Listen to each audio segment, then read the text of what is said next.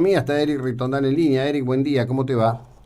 Buen día, José Luis, ¿cómo estás? Bien, bien, bien, bien. Bueno, contame un poquito, el lunes, no, el viernes, los títulos eran que el gran interrogante para el gobierno era si iba a poder resolver las cuestiones al respecto de la renovación de letes. El martes, los títulos eran que el gobierno había obtenido un éxito en la renovación de las letes.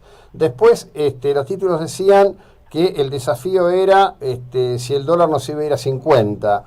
Hoy el título es que sorprende el volumen de venta del sector agrícola. Me parece que hay más títulos que conocimiento de lo que está pasando con la economía, ¿no? Hay mucha, sí, hay mucha sensibilidad, se dicen, incluso colegas lanzan al aire frases bastante desafortunadas, que no tienen que ver con la realidad argentina. Obviamente la situación no es fácil, todavía estamos saliendo o tratando de salir de lo que tuvimos el año pasado, que fue una crisis cambiaria. Se insinuó una estabilización en enero que se demoró al menos la segunda mitad de febrero y marzo, cuando, bueno, como respuesta a un movimiento cambiario que pareció un poco abrupto.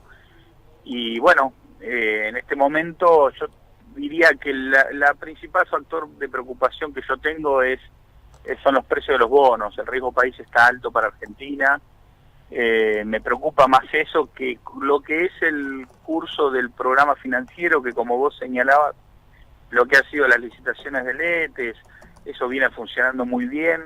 Incluso diría, me preocupa más eso que lo que está pasando, que lo que puede pasar con el tipo de cambio. Pronto están comenzando las licitaciones de dólares del Tesoro y además están entrando los dólares de la cosecha, con lo cual eso le está proveyendo de liquidez al mercado y hace menos probable que tengamos algún tipo de problema con la liquidez en el mercado cambiario, con lo cual la situación va a ser bastante diferente, la del mercado cambiario, a la que tuvimos el año pasado, que fue difícil porque, bueno, tuvimos una sequía y un evento en donde nos quedamos sin crédito externo.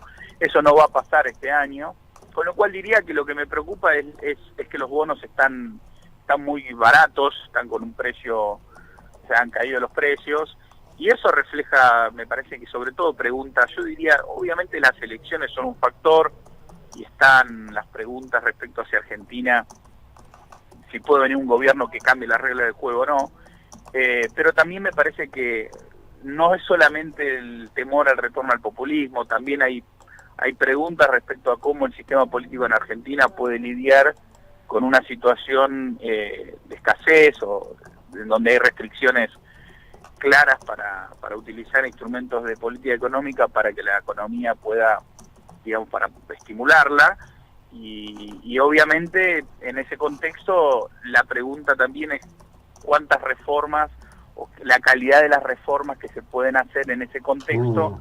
teniendo en cuenta que todavía hacen falta reformas importantes para Argentina, ¿no? Hablamos de la reforma previsional, la laboral, Sí. son reformas que requieren consenso en el Congreso y entonces ya no depende solamente de quién gane las elecciones y quién esté en el gobierno, sino también de la composición en el Congreso y de la capacidad para lograr esos acuerdos.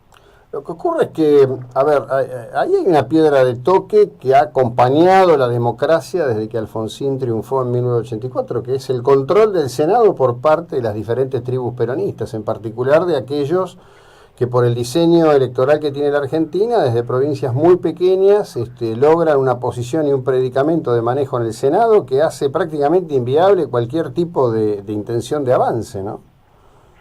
Bueno, creo que de nuevo el track record, la historia no nos ayuda, y creo que por eso estamos viendo que el riesgo país en estos niveles ya no es tanto, digamos, si puede venir uno u otro gobierno. Por supuesto ese factor está, porque las encuestas muestran una paridad y un escenario muy poco claro en Mm. términos políticos, pero sino también la capacidad política que tenga el próximo gobierno, sea quien sea, de llevar adelante esas reformas. y eso tampoco está claro, diría que está todavía menos claro. Y entonces vemos el riesgo país en estos niveles, que la verdad para un país como Argentina parecen excesivos. Entonces, sobre todo lo que reflejan es una falta de confianza en el sistema político, creo yo. Sí, bueno, yo si mirase la composición del Senado también diría que esto es así, ¿no? La gran pregunta es cómo se sale, digamos, de esta trampa. Vos pensás que vos hablaste de la reforma laboral. La reforma laboral de Mucci, que nos habría dado hoy un diseño y un escenario de dirigencia gremial de características distintas, se perdió por un voto, que fue el del senador Zapac, en donde hay, bueno, varias historias que ya casi parecen fábulas con el correr de los años, pero lo cierto es que un voto, que fue el de Zapac, impidió una reforma laboral que después marcó en realidad el derrotero del gobierno de Alfonsín con los 18 paros que impulsó Ubaldini. Insisto, ¿no? Me parece que la sociedad argentina debería mirarse muy introspectivamente cuando toma su decisión de voto, amén de la cuestión propia del Ejecutivo, mirando el Senado con mucha atención, ¿no? Yo veo todos los días que la gente en las redes le reclama al presidente que fulano, mengano vayan preso. Bueno, fulano, mengano tienen fueros porque el Parlamento lo maneja el peronismo y está parado en un lugar que es complicado frente a la sociedad. Absolutamente, absolutamente. Creo que nos concentramos demasiado siempre porque, bueno, también nuestra cultura es hiperpresidencialista, pero no miramos con la suficiente atención las composiciones de las cámaras, no solamente en la legislatura, ¿no? También, sí, por supuesto, en el Congreso. Obvio. Y me parece que son muy importantes, son muy importantes. Y creo que hoy se está reflejando eso. Por supuesto, hay índoles, digamos, hay elementos económicos, ¿no? La inflación de enero no fue buena, fue mayor a la esperada, y eso llevó a demorar la estabilización que se estaba iniciando en enero, ¿no? Donde las tasas estaban empezando a bajar. Eso fue un factor, y por supuesto eso también genera la percepción de que la recuperación económica se puede demorar unos meses más, por lo menos para que la gente lo empiece a sentir en el bolsillo, y entonces eso complica el escenario electoral y genera más preguntas respecto a lo que puede pasar después de octubre. Entonces, por supuesto, está todo interrelacionado. Pero creo que de fondo me parece que esa es la gran pregunta. Creo que también si vemos lo que pasa en Brasil con Bolsonaro y las dificultades que tiene en términos de lograr acuerdos en el Congreso, bueno, un poco muestran lo mismo. Digo, no podemos solamente pensar en que los gobiernos cambiando el poder ejecutivo en América Latina es suficiente, porque hay que tener músculo político, ¿no? Y creo que ese es un tema que hoy está es un interrogante. Sí, no, sin duda, fíjate vos que bueno, el tema de... Pero también ahí yo te diría, y cierro con esto, hay como un infantilismo comunicacional, ¿no? Cuando apareció el tema de Bolsonaro, te agotaban en las redes, inclusive hay un argentino que vive en Brasil que se volvió durante 2 meses prácticamente un héroe de Twitter, hablando de Bolsonaro y de los cambios de Bolsonaro. Yo miraba y decía, digo, pero estos muchachos no tienen idea de lo que es el Parlamento brasileño y la complejidad del sistema federativo brasileño para gobernar. Hay mucho infantilismo en este tipo de cosas, y no ayuda, porque nosotros todos en cada lugar que estamos tenemos responsabilidad con respecto del otro que está escuchando, que está leyendo, ¿no? Sí, absolutamente, absolutamente. Lo mismo que cuando se plantean soluciones mágicas, o cuando se critica, por ejemplo, el actual esquema de política económica, pero no se propone ninguna alternativa mínimamente viable, y se dice que la salida es el crecimiento, que son cosas que escucho repetidamente, y digo, bueno, la verdad es que no se está marcando muy claramente cuál es el mejor camino para encontrar el crecimiento, si lo único que hacemos es señalar los costos obvios de un esquema, digamos, en donde, bueno, fiscalmente sea restrictivo porque no hay crédito, y monetariamente también lo es.